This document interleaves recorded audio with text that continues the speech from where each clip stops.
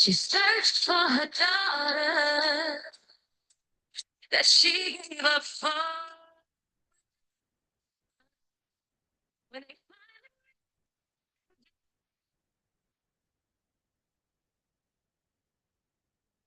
started,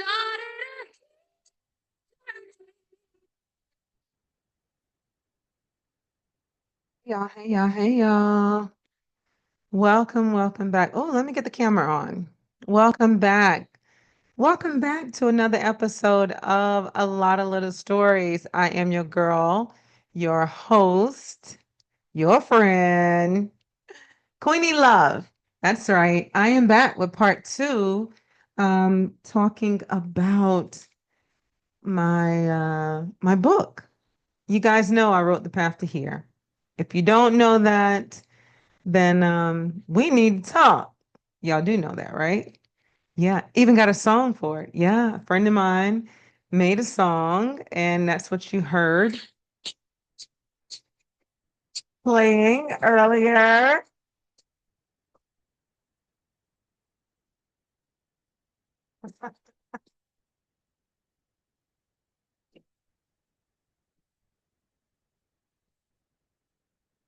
I hope y'all can hear that. I won't know if you can or can't hear it until after I go back and edit this recording. But yeah, so I am here for part two of my Q&A for the book, The Path to Here. If you have not read the book, go cop it on Amazon. Just look up The Path to Here. You'll see my face. Or you can check out my website at www.iamqueenielove.com, Queenie, love.com. Or, if you're on social media, you can find me there and you can hit me up and you can cop your book. Okay. Um, the book is not for everybody, but it might be just for you. So, grab yourself a copy. Let me know. Let me know what you think. Let me know how you know your thoughts. Let me know if you can relate to it. It's a book that has taken its own shape.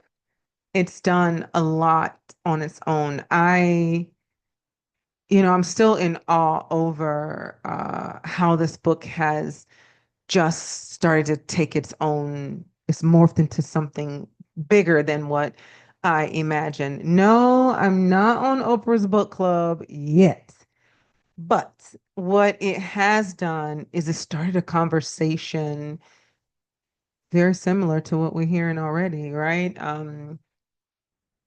We know whenever we listen and hear about Epstein and all of those individuals who harmed young girls. So my book touches on that. My book touches on adoption in the Black community. My book touches on neglectful parents. We've read these books before, right? I Know Why the Bird Sings, Unbound. We've read these stories before. I didn't write my story because of those stories. I wrote my story because this was really my story. But you realize that it's something that Oprah said a long time ago in one of the movies, I think it was Color Purple. She said a girl child is unsafe in a world full of men. She might have said house full of men. But the truth is, that is the truth. With unhealed, unwell men around, a girl child is unsafe. And so my book, much like what you've already heard, already read, know is out there, my book shares that. But my book is also about resilience. It is also about what it's like to still have joy no matter what it's like to believe that things will get better. My story has joy running through it and grace abiding. So if you haven't read it, grab it and let me know your thoughts. But I chose 5 questions for tonight, and I'm going to try my best to get through them. These questions came in from the my email bag. I asked for individuals to send in their questions. We got questions. I chose five for tonight, and I think I probably only have about eight left. So I'm going to try to get through these five as quickly as I can and give you back your time as you are probably writing, listening to this podcast, or if you listen to the podcast, you're probably um, multitasking. Maybe you're working out. Maybe you're laying down, getting some rest.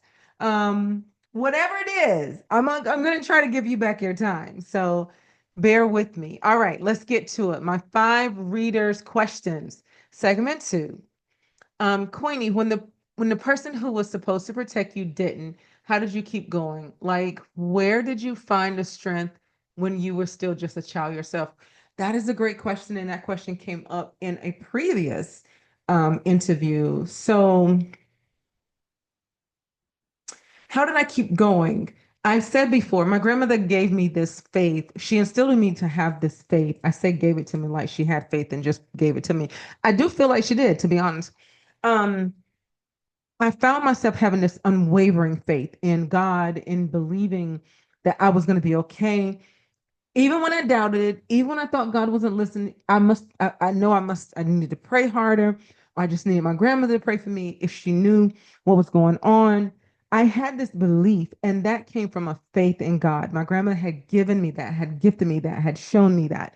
And so that's what I leaned on. In all of it, I just leaned on that. And I've shared this with you guys before. You all know I always got a song of praise inside of me. Even when I walked away from Christianity, honey, I was still singing those good old hymns, honey, and them choir songs and praise and worship songs. Where do you find the strength when you just failed? Well, I found it in the Word of God because the Word of God told us to come to Him as children. And so I just had that strength in me. And I believed, you know, if I could just get away from my mom, I would be okay. I had that belief. And so I fought for years to just get away from her. Then I felt like I could stand. If I got far enough away from her, then maybe somebody else would take care of me. Maybe somebody else would be my mom. Um, but this is only after I realized my grandmother wasn't likely coming back. But I will tell you, it took me, I probably gave up on my grandmother's return maybe when I was about 15, 16, maybe. So it was a lot of years I believed that she would just come back. Um, and she didn't. So number two, I want to know about the silence because a lot of us carried things we never told anybody for years.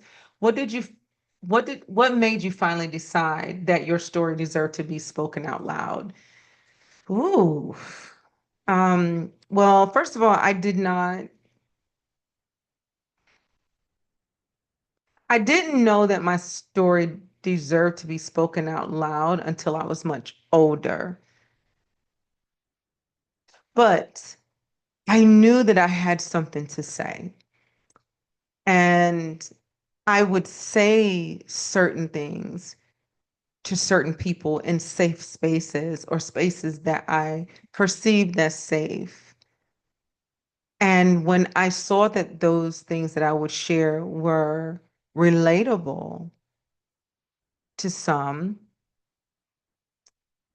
I realized it was okay to share more. But one thing I will tell you is in the community that I was living in, some of the behaviors and the things that girls went through wasn't even seen as trauma. They were angry. They were mad that the guys did certain things to them. They were upset that their parents was on drugs and they had been left as teen moms with children. Um, but they had normalized some of the behaviors so much that me complaining about what I had gone through wasn't necessarily okay to do. Now, it may take a psychotherapist or psychoanalyst to be able to explain that to me why that is. But, you know, when you are a teen mom and the next girl is a teen mom and the other girl is a teen mom, and before you know it, the whole block are teen moms, then me coming along saying, someone touched me isn't always seen as problematic. That in some ways is, girl, that's, and you get what I'm saying? And so I decided to tell my story of what had happened to me earlier when I found someone to validate that it was not okay. And then much, much, much later, tell my story um, out loud because I want to save others that were going through or maybe will go through this. I also was blessed to have my daughter, Tren, and I wanted to make sure, and my son, because let me be very clear, I raised both of them in hearing and knowing that this behavior was not okay. As a boy and as my daughter, as a girl, it's not okay for you to be touched. And I don't think I ever said to them, to my daughter, don't let someone touch you. I don't think I ever did that. I think it was if somebody touched you, because I wanted to make sure she didn't feel the guilt that I felt, thinking it was my fault. So I began to tell more about these stories when I had the responsibility of taking care of my children at home. So I went back and forth with telling the story or telling these stories, right? Because I tell a lot of stories within this book. Um, but I learned as life developed and it matured that many of these stories deserve to be spoken out loud because they were going to heal some and save others and be a guiding light for who's to come behind me. So, when you were living in that hard season, when is the season not hard? But anyway, when you were living in that hard season, no real protection, no safe place to land, did you know back then that you were surviving, or did it just feel like regular life? Oh, that's a great question.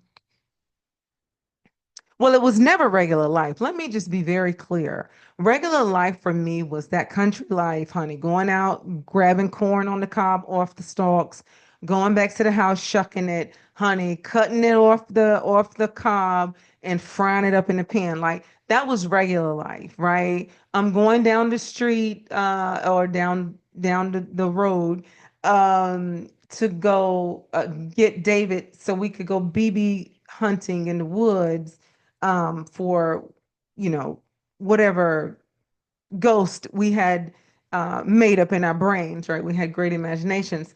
Or going to the cow pasture to play softball with dung as the bases, right? So that was normal, regular life.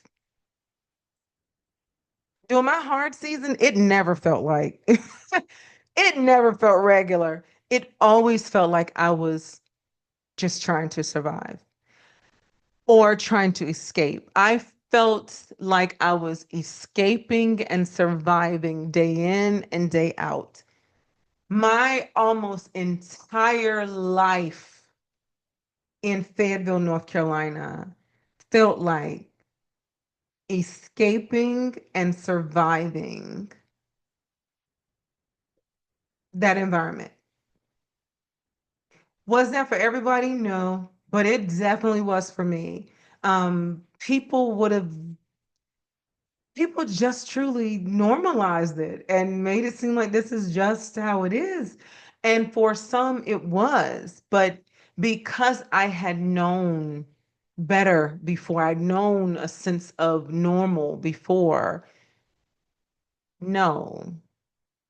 It was never regular life for me. It was always surviving and escaping. Always. Fayetteville. A lot of us have had to raise ourselves in one way or another. What did that do to the way you saw yourself, your value, your worth as you were growing up? Um, well, I won't get philosophical on this one. I mean, honestly, I just knew that I could take care of myself better than my mom could. And I still in my head, I don't know, I have no idea why I had that. It's not cocky. It was definitely ego. Um, it was scared. You know, I survived because I was scared. Um, yeah, I mean, I had to raise myself, sure. And it's crazy because I raised myself on the streets of Fayetteville, North Carolina in the 90s. Oh God. Um, late 80s, early 90s. I take a pause on that because when I think back, I'm like, wow, girl, how did you do that? Fear.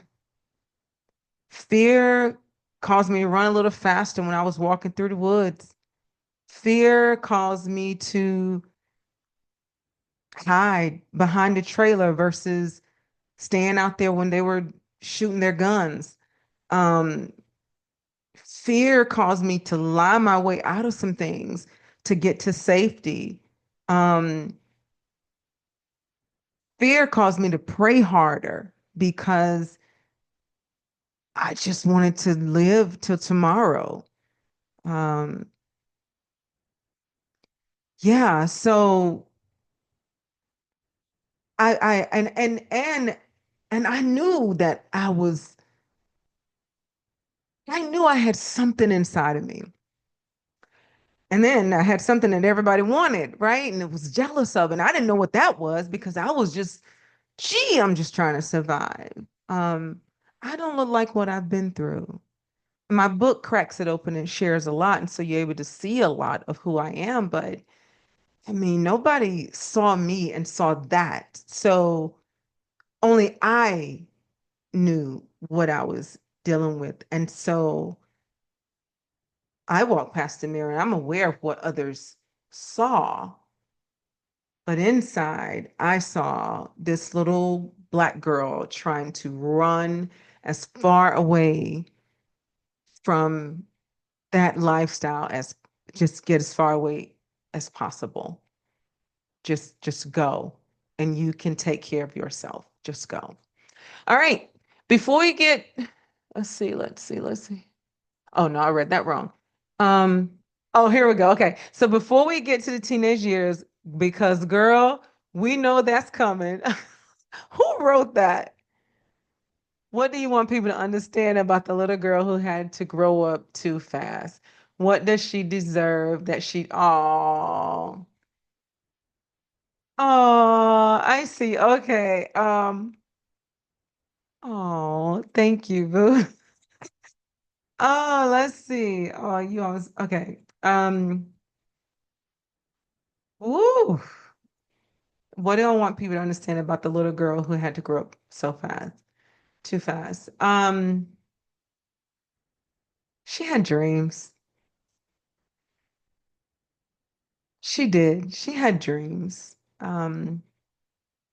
She had an imagination. Yeah. Man, there's so many things she wanted to do. Um, and I've always been an artsy girl. I'm a right-brainer, so brainer is not really a word, even though I just said it. So I don't know how that caption is going to show up because brainer is not a word, but we're going to go with it. Um,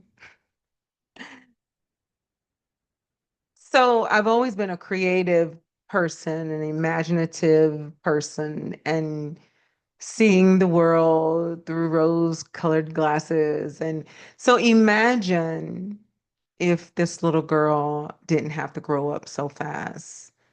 I think about how my siblings grew up. I think about, they had their own struggles, but they didn't have these struggles, right? They had grandma up until they were almost adults. I think my younger brother, which is the one right next to me, he would have been at least 19. No, I'm wrong. I'm sorry. No, he would have been, so he would have been 15, 16. Um, yeah, my older sister was 19, 20. So, they had a lot of life under my grandmother and my grandfather. And I guess I never really thought about my young brother, the knee baby boy. He was quite young, but he was living with his older brother and they were living on the farm when we left. But it still had to impact them. But it's like they, meaning my siblings, they were all transitioning into young adulthood. So they were probably ready to transition into that, being able to do what they wanted to do. But still they had lost, right? They lost the sense of normalcy, just like I did. It's just it happened to me at such a young age. Um, and then it's as if for me to survive, I had to suddenly start acting like I was more their age. And while they were still able to just kind of continue to develop, um, I had to, I feel like, go from 9 to 19 quickly. Like there was no real transition. I had to start cooking for myself, finding my own food, trying to work, trying to get babysitting jobs. When I got older, getting a work permit. I had to do all these things quickly that they really, they had just aged into these things gracefully.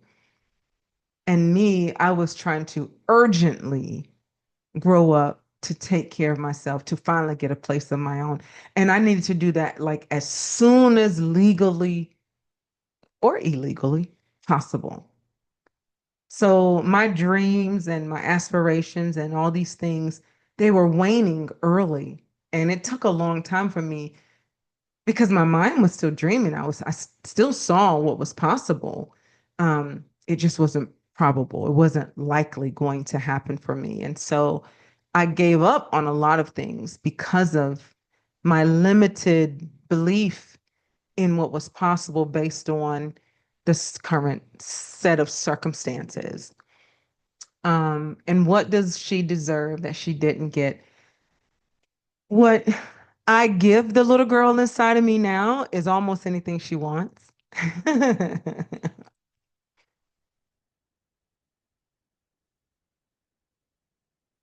I like to honor her. I like to take pauses for her. I like to hug her. I like to sit down and allow her to draw, allow her to come up with all these different things to do all over the place. I just love for her to do that. Um, and I nurture her. Um, we've matured, but there are still parts of me, the little girl side of me, who still needs to be treated gently. And she must be loved properly. And I am an older lady now, and I don't know if that will ever go away, to be honest. And to be even more frank, I'm okay with that.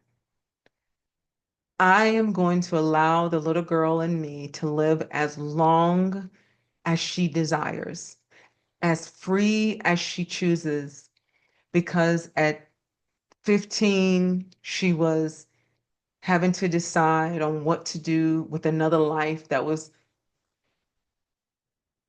given to her at a time that she wasn't even capable of caring for.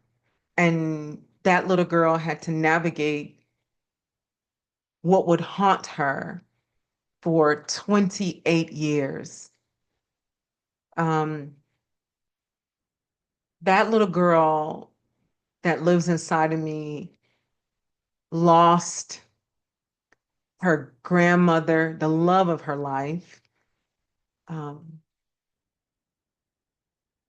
did not feel worthy of having a child of her own as a child, and didn't know how to really navigate what the body was going through, and then what the body would even need to go through it.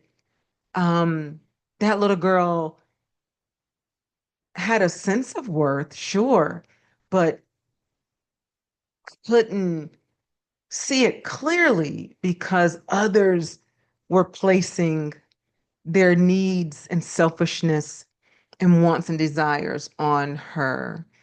Um, that little girl was trying to figure out how to cook, how to eat, how to be unseen in a world of dangerous men, how to survive, how to negotiate, how to find some kind of work, how to become an emancipated minor, thinking if she then became emancipated and free, she could then go and get a job just to sustain her, just herself.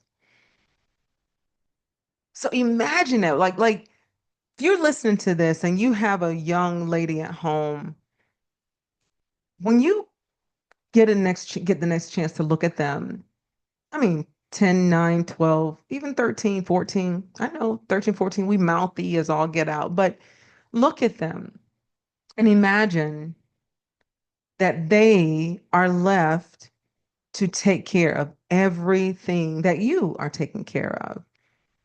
Just imagine that for a moment. And imagine them also having to navigate some adult men and their needs, and they won't leave her alone. And I'm not saying imagine this, you know, because I'm just creepy. I'm saying imagine that that's the life that your little child is left to live. And now set that back in the 90s, and that would be me.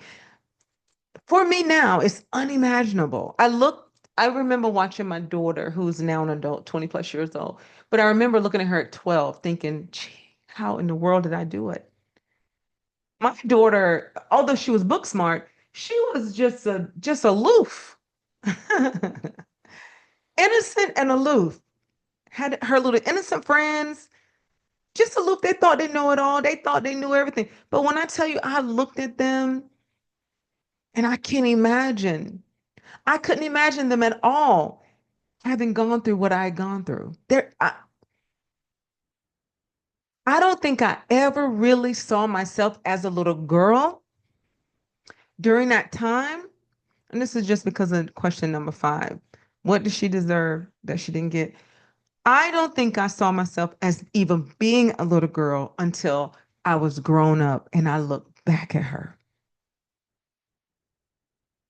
So much so, and I share this in my book, so much so, I was in a boxing class, body combat class, punching. And for the very first time, while punching in the air, because that's part of this whole workout, I saw a shadow of myself in the mirror as a little girl. And I broke down crying. I never seen myself as a little girl from the abuse time until now. Now, before you'll see me, I share the videos and the pictures online. Sometimes when I was at my grandmother's house holding the little sausage dog, or at the piano, or with my puppy with my brother. Different. I saw that. But when I got with my mother, I stopped seeing myself as a little girl until I was in my late 40s. And I broke down. And ever since that moment, this little girl inside of me, she does anything she wants. No apologies at all. and I take her everywhere she wants to go. And I speak up for her. And I sit at the table on her behalf. I take her everywhere and I speak for her. And I listen to her when I'm choosing my words because nobody did that for her. And that's what she deserved. And then some. All right, you all, that's it for me. Thank you for tuning in. Thank you for listening tonight. Thank you for rocking with me on segment 2. I'll be back. I think I have about 8 or so questions left. I need to look back. But if you didn't get the book yet, grab it. Reach out to me. I'll get it to you or go on Amazon, put in the path to here.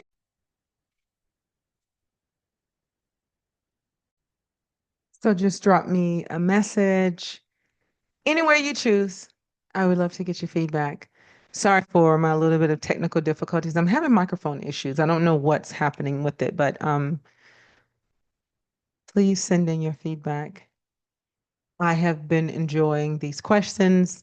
I look forward to doing the next few with you. Look, take care of yourselves. Take care of your children. Hold them close and lovingly. They deserve that. You deserved it. I deserved it.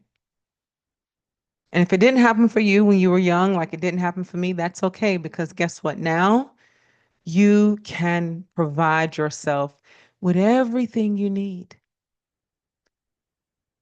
even if you're a man. With it. I know I have men that are listening to me. So even if you are a man and as a little boy, a young boy, you didn't get what you needed, be gentle, be kind to yourself, be good to yourself. Don't bring harm to others. Do the work and take care of yourself. Because the truth is, you deserve to be loved well also. All right, you all. That is it for me. I am out. I'm closing this again. Your girl, Queenie Love. Thank you for listening. And I look forward to seeing you all the next time. Until then, be well and know that I love you all. And there's nothing you can do about it. Bye now.